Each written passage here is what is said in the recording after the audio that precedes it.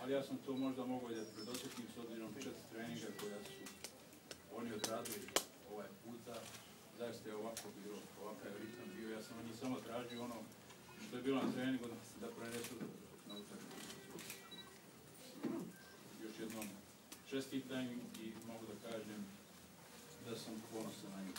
A što mene tiče, vjerujte, igrao sam 20 godina fudbal, ali ovo me je najdraža pobjeda u karijeri.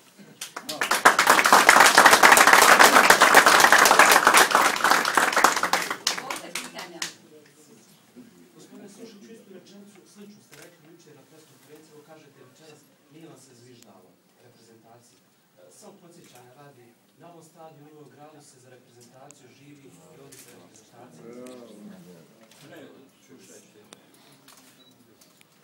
Znate da je Hrvatski savez u veoma nezgodnoj situaciji financijskoj i da utakmicu igrali protiv Francuza, normalno ćeš igrati 30.000 gledalaca. To je razlog. Nikad nisam izbjegavao da igram u Dentu. Znam da je... Nisam aludirao na to. Nisam aludirao na to. Pa ništa je ovako, Pate, čestitke na izmjenama. Kako je došlo do toga da se ove izmjene, ovaj redoslijed i to? Pa vi pogodio, super. Prvo, kod 1:0, ja sam već poslao Muslimovića i Malića da se zagrijavaju.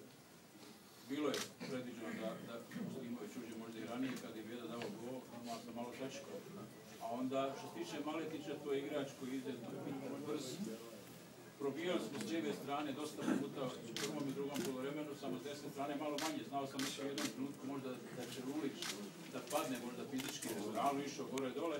Bio sam s desne strane isto tako, jer normalno kad ekipa, pogotovo kad ima dobar rezultat, kad ostane pozadi, moraš pokušati strana da probiješ, a s obzirom da mi imamo visoke igrače, Džeko, Muslimović, Džeko i Bišević, moraš pokušati da centriraš. I to je bio razlog. A Ibrečić, logično je bilo, Muslimović još nije potpuno spreman da odigra svih 10 minuta.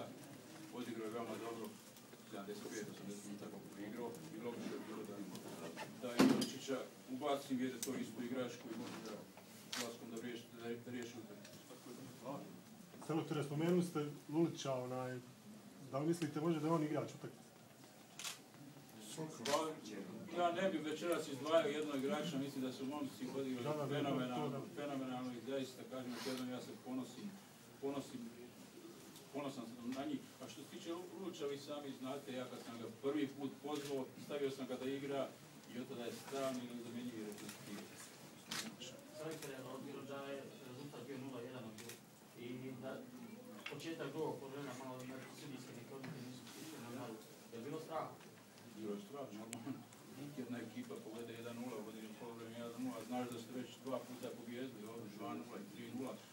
Normalno je bilo strah, ali sam ja isto igračima na poluvremenu rekao da je logično bilo da mi vodimo dva razlike, što smo gubili 1:0, da nastavi da igraju isto, da vjeruju da mogu da preokrenu rezultat.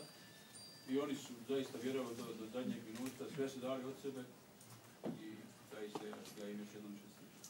U ovim trenucima velike sreće i slavlja, šta možete poručiti onima u Sjevernoj Americi koji su razvodili u Atlanti? Pa mi čekamo njihov poziv, samo da.